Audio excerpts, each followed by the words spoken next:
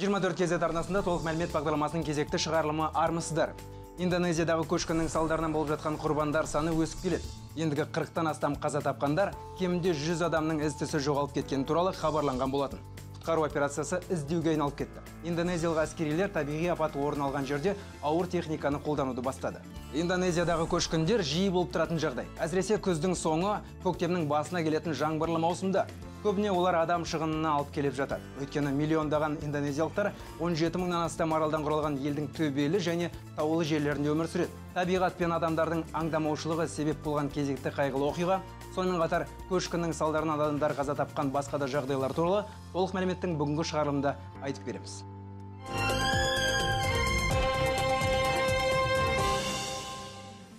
Табиғат апаты осы Тобаралға бір ай бойы құйып тұрған нөсер жаңбырмен шақырылды. Өткен жұма күні орталық Ява шет аймағында орын алған бірнеше көшкін мен сел тасқыны жүргені туралы хабарлама келіп түскен болатын. Ява аралында Индонезияның астанасы Джакартаның орналасқанына қарамастан, жедел құтқару қызметтері қайғылы оқиға болған жерге тез арада жете қоймады. Ява бұл бірегей арал. Ол әлем бойынша халқы ең тығыз орналасқан және қайталанбас табиғи ландшафттары бар.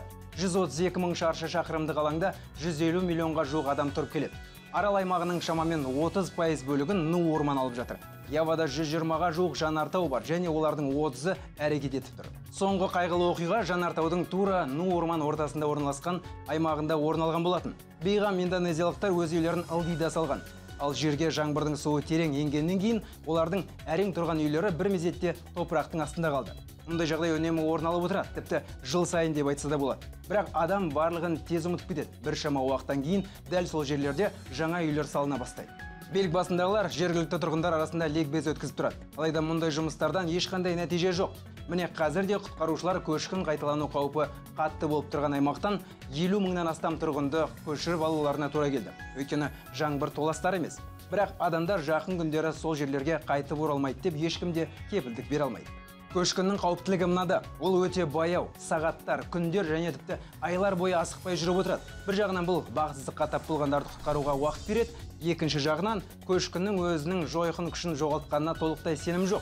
Ол аз ғана үзіліс жасаған болуы мүмкін. Дәл осы бәрі артта қалды деген сенім көшкіннің салдарынан болған көптеген адам шығынына алып келіп жатады. 1920 жылдың 18 желтоқсанында, яғни тура 94 жыл бұрын, жер асты дүмпуі Қытайдағы Ганьсу шет аймағындағы Дже қаласында кішігірім көшкін шақырған болатын. Жергілікті тұрғындар бірнеше күнге өз үйлерін тастап кетіп қалды. Алайда ешқандай қауіп сезбей артынша қайтып оралады. Кейін бір түннің ішінде елді мекен саз ағынымен жер бетінен жоқ болды. Осылайша бұл қайғылы оқиғадан 180 мың адам қаза тапты. Егер еңбексүйгіш қытайлықтар 1-2 жылдан кейін өз үйлерін қайта тұрғызып алған болса, канадалық Квебек шет аймағындағы Сен-Джин-Венни қаласының тұрғындары 1971 жылдың мамырында болған көшкінде үйлерін тастап кеткелі бері ол жерге қайтып оралғылары келмейді. Сол күні дабылды бірінші болып соққан үй жануарлары еді. Олар алаңға шығудан бас тартты. Қараңғы батысымен қалаға үлкен көшкін жақындай бастады. Жолдар, көлік және үйлер қалыңдығы 15 метрлік сазбен көміліп қалды. Ал ол 3 сағат бойы 15 шақырымға жайылып үлгерді. Нәтижесінде 31 адам қаза тауып, қала әлі күнге дейін жерде жатқан саздың қатпарларына толып сол күйі бос жатыр. 1966 жылдың 21 қазанында Уэльстегі Аберфан шахтерлер қаласында адам шошырлық қайғылы оқиға орын алды. 3 аптаға созылған нөсер жаңбырдан кейін 2 миллион тонна тау жынысы қозғалып, қала мектебін басып тастады. Ал мектепте сол кезде 45 оқушы мен 7 оқытушы болған. Ешкім де аман қалған жоқ.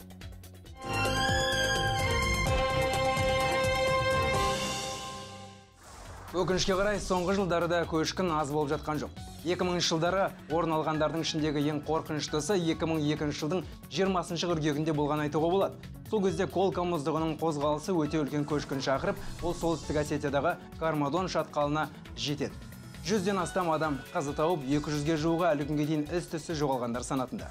Бүгінге осы сіздермен бірге болған толық мәлімет бағдарламасы. Естеріңізге сала кетейік, бағдарламамыздың барлық шығарылымдарын әлеуметтік желілердегі біздің аккаунттарымыздан тауып, сонда талқылай аласыздар. Кездескенше аман сау болыңыздар.